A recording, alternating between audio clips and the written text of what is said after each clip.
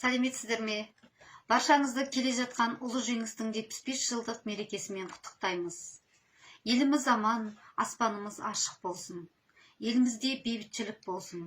Қазір сіздерге ералы ауған жауынгері жазушы Смағұл Бақытбектің халық қаһарманы, партизан, жазушы, ұланның ұлы қайталанбас тұлғасы Қасым Қайсеновке арналған халық қаһарман атты өлеңін оқып береді. Қабыл алыңыздар.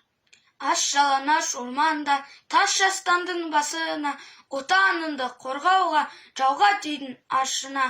Жерді қазып пана алап, ыза менен мұң басты, қар шайнадың мұз жалап. Жолбарыстай түн қатты, Украина, Беларусь, бәрі білер Васятын. Қалтырайтын фашистер жоламайтын қашатын. Отан ана кегі үшін ыза кернеп қаңғызған Қасым аға хас батыр, Қасым аға партизан. Бес қаруды асындың, жаудың құтын қашырдың. Арқасында аманбыз Қасым аға батырдың.